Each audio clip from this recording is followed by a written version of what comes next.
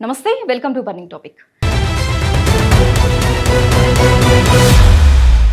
ప్రపంచం ఇప్పుడు మరో మహాయుద్ధం ముగింట నిలబడింది. అగ్రరాజ్యం అమెరికా వేసిన ఒక అడుగు గల్ఫ్ దేశాల్లో అణుచిచ్చును రగిలించింది.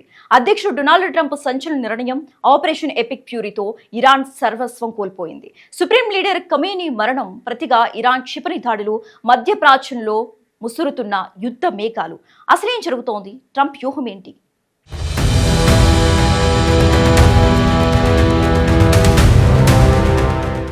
అమెరికా అధ్యక్షుడిగా బాధ్యతలు చేపట్టినప్పటి నుంచి ఇరాన్ అణు కార్యక్రమాలపై కన్నేసిన డొనాల్డ్ ట్రంప్ చివరకు ఆపరేషన్ ఎపిక్ ఫ్యూరీని పట్టాలెక్కించారు. ఇరాన్ అణ్వాయుధాల తయారీని ఆపకపోవడం, అమెరికా భూభాగాలను లక్ష్యంగా చేసుకోగల క్షిపణి సామర్థ్యాన్ని పెంచుకోవడం అగ్రరాజ్యానికి ఆగ్రహం తెప్పించింది. మేము ఇరాన్ను ఎన్నోసార్లు హెచ్చరించాం. మా ఆస్తుల మీద, మా పౌరుల మీద దాడి చేసే సామర్థ్యం ఉన్న క్షిపణులను సహించే ప్రసక్తే లేదు. అణ్వాయుధాల తయారీతో ప్రపంచ శాంతికి ముప్పు తెస్తున్న ఇరాన్ మిస్సైల్ వ్యవస్థను పూర్తిగా ధ్వంసం చేయడమే మా లక్ష్యం. అందుకే ఈ ఆపరేషన్ తప్పనిసరైందని ట్రంప్ ఫైర్ అయ్యారు.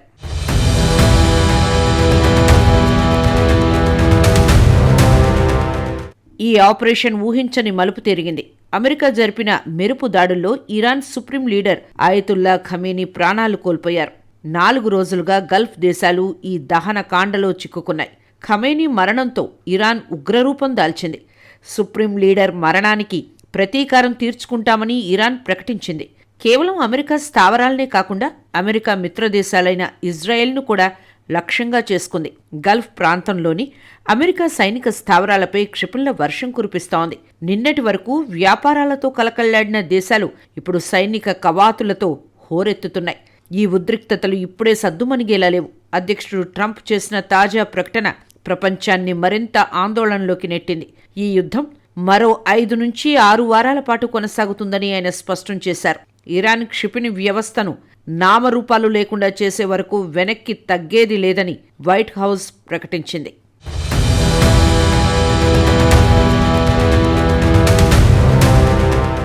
ఇరాన్ తన అణ్వాయుధ కార్యక్రమాన్ని శాంతియుత అవసరాల కోసమేనని చెబుతున్నప్పటికీ అమెరికా దీన్ని ఏమాత్రం నమ్మడం లేదు. ట్రంప్ పరిపాలన దీనిపై స్పష్టమైన వైఖరిని కలిగి ఉంది.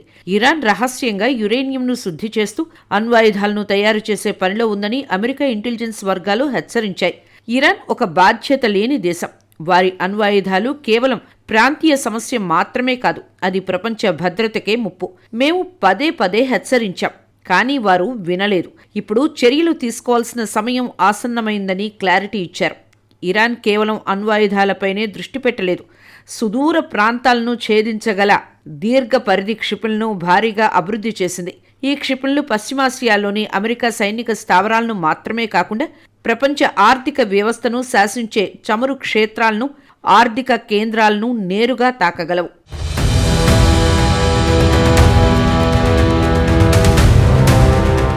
గత కొంతకాలంగా అమెరికా ఇరాన్కు అనేక దౌత్యపరమైన హెచ్చరికలు జారీ చేసింది.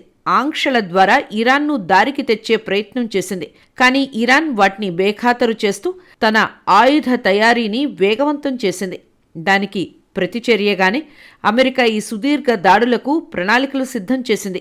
ఈ ఆపరేషన్ లక్ష్యం ఒక్కటే: ఇరాన్ దగ్గర ఉన్న క్షిపణి వ్యవస్థను, అణ్వాయుధ కేంద్రాలను పూర్తిగా నాశనం చేయడం. అమెరికా వ్యూహం ప్రకారం కేవలం వైమానిక దాడులే కాకుండా అత్యంత అధునాతన సాంకేతికతతో ఇరాన్ రక్షణ కవచాన్ని ఛేదించడమే ప్రధాన ఉద్దేశం. ప్రస్తుత దాడులు మరో 4 నుంచి 5 వారాల పరిమితి లేకుండా సాగుతాయని అమెరికా రక్షణ మంత్రి కూడా ప్రకటించారు.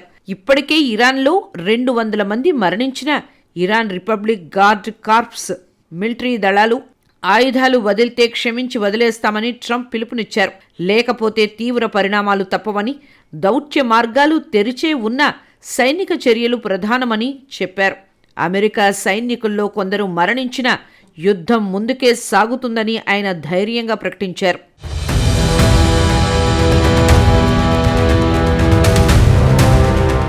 పశ్చిమాసియా యుద్ధ జ్వాలలతో రగిలిపోతోంది. Iran supreme leader Ayatollah Khamenei మరణం, ఆ దేశ మాజీ ప్రధాని అస్తమయం తర్వాత పరిస్థితులు ఒక్కసారిగా మారిపోయాయి. దశాబ్దాలుగా రగులుతున్న పగ ఇప్పుడు ప్రత్యక్ష యుద్ధంగా మారింది. అమెరికా, ఇజ్రాయెల్ సంయుక్త బలగాలు ఇరాన్ గుండెల్లోకి చొచ్చుకెళ్తున్నాయి. అర్ధరాత్రి వేళ ఇరాన్ ఆకాశం ఎర్రబడింది. అమెరికా సెంట్రల్ కమాండ్ ఆదేశాలతో రంగంలోకి దిగిన B-2 స్పిరిట్ స్టెల్త్ బాంబర్లు శత్రువు రాడార్లకు చిక్కకుండా ఇరాన్ గగనతలంలోకి ప్రవేశించాయి. లక్ష్యం స్పష్టం: ఇరాన్ వెన్నుముక్కను విరగ్గొట్టడం. ఇజ్రాయెల్ యుద్ధ విమానాల అండతో అమెరికా బాంబర్లు ఇరాన్ గడ్డపై ఉన్న బాలిస్టిక్ మిసైల్ కేంద్రాలను టార్గెట్ చేశాయి. ముఖ్యంగా ఇరాన్ గర్వంగా చెప్పుకునే అణు స్థావరాలపై నిప్పుల వర్షం కురుస్తోంది.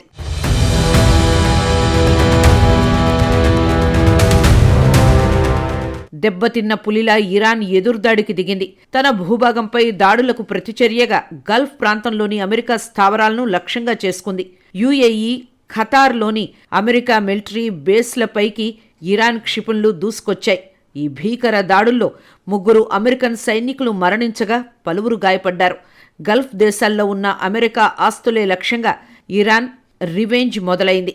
ఇది కేవలం ఇరాన్ ఇజ్రాయెల్ పోరు మాత్రమే కాదు. ఇప్పుడు అగ్రరాజ్యం నేరుగా యుద్ధక్షేత్రంలోకి దిగింది. Iran supreme leader Ayatollah Khamenei, మాజీ ప్రధాని మరణాల తర్వాత అమెరికా ఇజ్రాయెల్ సంయుక్త దాడులు బాలిస్టిక్ మిసైల్ కేంద్రాలు, అణు స్థావరాలపై బిట్ స్టెల్త్ బాంబర్లతో జరుగుతున్నాయి. ఇరాన్ ప్రతిదాడులు UAE, ఖతార్లోని అమెరికా బేస్లపై కురిపించగా 3 అమెరికన్ సైనికులు మరణించారు. ఈ ఆపరేషన్ ఇరాన్ సైనిక సామర్థ్యాన్ని పూర్తిగా బలహీనపరచడానికి రూపొందించబడిందని అమెరికా సెంట్రల్ కమాండ్ తెలిపింది.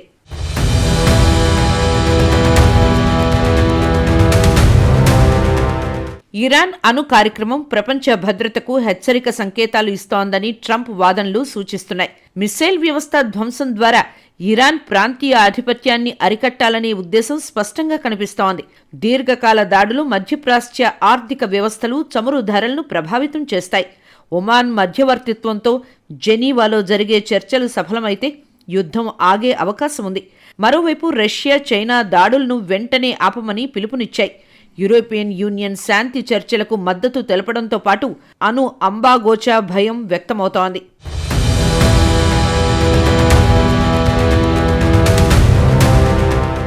వినాశకాలే విపరీత బుద్ధి అన్నట్లు చర్చల ద్వారా పరిష్కరించుకోవాల్సిన సమస్యను అణ్వాయుధాల దాకా తీసుకెళ్లటం వల్ల నేడు గల్ఫ్ దేశాలు అల్లకల్లోలమవుతున్నాయి.